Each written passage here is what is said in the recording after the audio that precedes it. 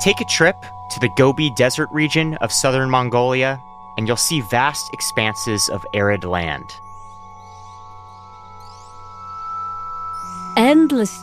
It's endless open space. That's Miagmarjov Serchu, Miga for short. She spoke to us from Mongolia's capital, Ulaanbaatar. You can see sunset. It's just like you watching sunset in the ocean. You can see the sand dunes and the camels, birds. You can see something else, too. Goats. Lots and lots of goats. The country is home to around 27 million of them. They outnumber people 8-1. These goats are critically important to the Mongolian economy and to the apparel industry.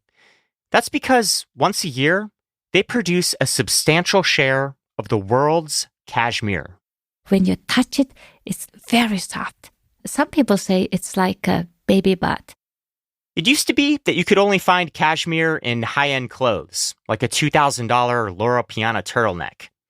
Today, it's everywhere. Direct-to-consumer companies like Quince and Everlane sell $60 cashmere sweaters by the truckload. That's good news for the folks in Mongolia who make a living raising goats.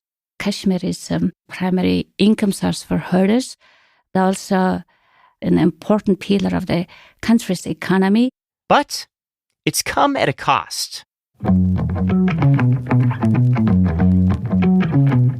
For the Freakonomics Radio Network, this is the economics of everyday things. I'm Zachary Crockett. Today, cashmere. If you are a goat in Central Asia, every winter you grow a second coat of hair underneath your outer coat. It's soft, it's fluffy, and it's around 6 times finer than human hair. This wool is called cashmere. The softest is on the belly and the little areas under the arms and the chin. Carolyn Yim runs Ply Knits, a boutique knitwear company based in New York and Hong Kong. Her family has been in the textile business for 3 generations. I think the reason it's so prized is because it's beyond a functional product. It is a good that is associated with luxury and an elevated sense of style. That association, she says, started back in the 1960s. How it came to be, well, I would say a lot of the association is with old money cashmere. Like the cashmere is worn at Ivy Leagues and the cashmere sweaters with like cigarette burns into it. And then in the 2000s, there was a lot more democratized cashmere that started to happen. And that's when we really started to see that everyone wanted a cashmere sweater. These days, around 30 to 40 million pounds of raw cashmere are harvested each year all over the world. In Afghanistan, Tibet, Iran, Australia, and New Zealand. But 90% of the world's supply comes from China and Mongolia. In Mongolia, where Miga lives, herding was once a collectivist enterprise. But when the country's communist system was replaced by a democracy in 1990, the goat herds were privatized, and families flooded into the herding business. Today, tending to cashmere goats is Mongolia's largest profession. We have over 3 million population, and 1/3 of the population are herders. Miga manages the Mongolian Sustainable Cashmere Platform for the United Nations. In short, she spends a lot of time working with herders. While goats in neighboring China are raised on farms, Miga says Mongolian herders are nomadic. They migrate across vast distances, sometimes hundreds of miles, in search of food for their goats. They are land-connected people. They love their animal and livestock. They also love their nature. Early in the morning, they herd the animals and take them out to the pasture. They move a lot. They always go seeking for better pasture for their animals. The cashmere is harvested with metal combs every spring and weighed out in grams, That's the standard used for international trade. On average, a goat might produce 250 grams of raw cashmere each year. The price that it fetches is governed by its color and its quality. But in general, Miga says that one goat might yield around $10 worth of cashmere. That means that it takes a herd of 500 goats to earn Mongolia's median household income of $5,000. Most herders breed new goats to ensure they have a sustainable cashmere business each season. Springtime, they collect the cashmere.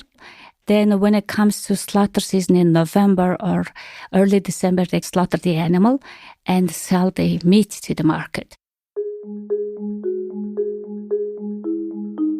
Mongolia has seen tremendous inflation over the past 30 years. An item that cost the equivalent of $1 in 1993 costs around $95 today. So even with supplemental income, it's hard to make ends meet. Economic return is not sufficient enough to cover their financial demands.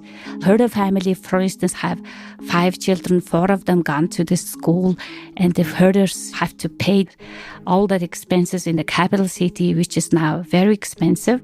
In theory, herders could make more money if they sold their cashmere directly to processing mills. But their options are limited by Mongolia's geography.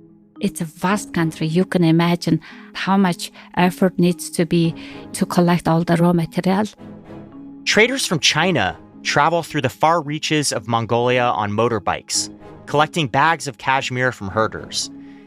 These middlemen clean the cashmere and sell it to mills for around $100 per kilogram, more than twice what they paid for it. A portion of this raw cashmere stays in Mongolia, where it's knitted into goods by local companies. But 80% of it ends up in China. Miga wishes Mongolians could do more of that work themselves. Mongolia don't fully benefit from the cashmere industry because of this insufficient processing capacity in the country. So, how does all this cashmere get turned into sweaters, scarves, mittens, and even underwear? That's coming up. Once cashmere is collected from herders, it makes its way all over the world. Some higher-end brands like Loro Piana export the material to Italy, where it's knitted in local factories. But most Mongolian cashmere ends up in China, where full-scale milling operations turn it into yarn. It goes through a process called carding, which draws the fibers out into strands. It is like a really, really long Santa's beard. It's really nice and fluffy. Carolyn Yim, the third-generation knitter, has visited the factories in China many times. This then is taken into the spinning machine where the hair is twisted in 2 ways, kind of like a DNA structure that becomes twisted and twisted until it becomes a really long yarn. And that is finally then put onto the cone and becomes usable for knitting. By the end of this process, the cashmere is about 50% smaller. So it can take a lot of goats to make a single article of clothing.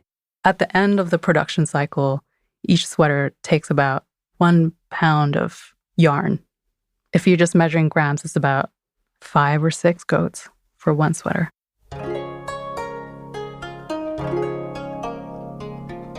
Yim's company, Plyknits, uses this yarn to produce all kinds of cashmere goods: cardigans, leggings, shirts, most of which cost a few $100s a piece. But not all cashmere is created equal. The gold standard is pure white, with strands that are 14 microns wide and 36 millimeters long. And buyers like Yim have to develop a sixth sense for sniffing it out. I think over time, my sensitivity with my hands has really grown. It's sort of like being a perfumer with a nose. A really good cashmere sweater will feel peachy or creamy, plush, whereas a bad cashmere sweater is dry, cardboardy, papery, thin. Cashmere goods were once a luxury, produced in small batches and priced out of reach for most consumers. But in recent years, cashmere has entered an era of mass production. A new crop of companies sells 100% cashmere sweaters for well below $100. supposedly by buying the material directly from herders and cutting out the middleman. But Yim says some brands keep prices down by using less material or by making their sweaters from lower quality fibers.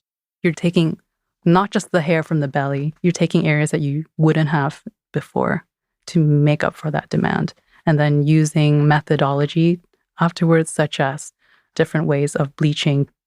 I think this is happening a lot now, even with high-end brands. The luxury cashmere sweater today is not the same as what it was 20 years ago.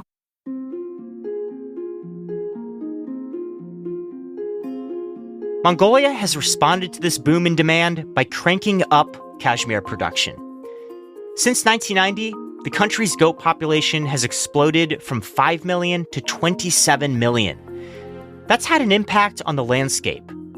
Goats consume up to 11% of their body weight in grass, shrubs, and weeds every day. They eat close to the roots, preventing plants from regrowing. Their sharp hooves damage topsoil. Scientists have found that overgrazing has contributed to the degradation of 70% of Mongolia's grasslands. Miga says Mongolian officials have attempted a number of things to combat these issues, including livestock taxes to fund revegetation. They know that the land is foundation for everything, their livelihood and their animals. They're not stupid. They are willing to pay that money, and they realize the issues. In northern China, measures have been more drastic. Most herding operations have been confined to farms. In recent years, the Chinese government has a very particular approach to how the flocks can live. The goats are in corrals so that they are not roaming around free.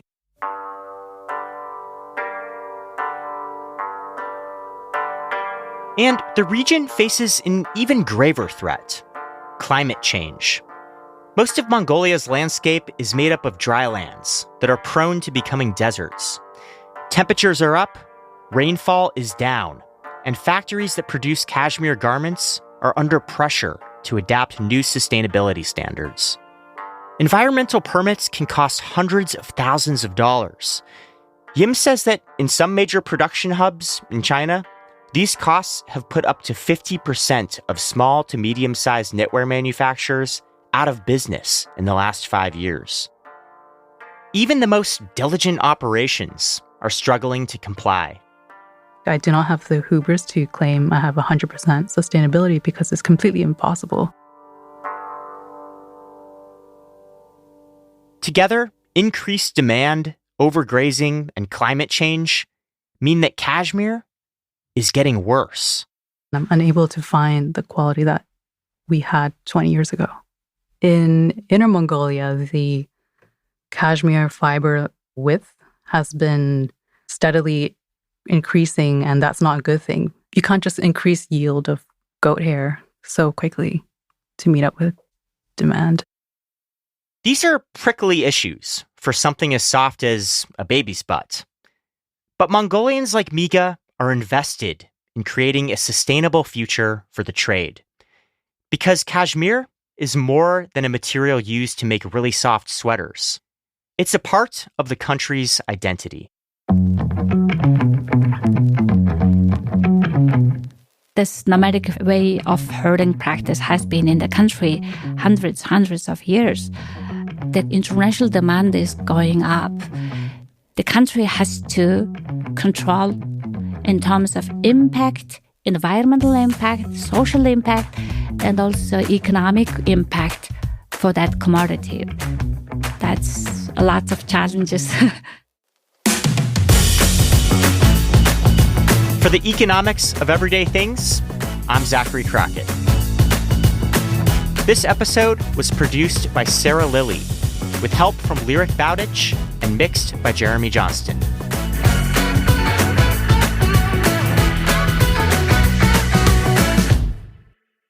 In Mongolia, they wash it with just shampoo or with detergent, and it's just everybody wears it. The Freakonomics Radio Network, the hidden side of everything. Stitcher.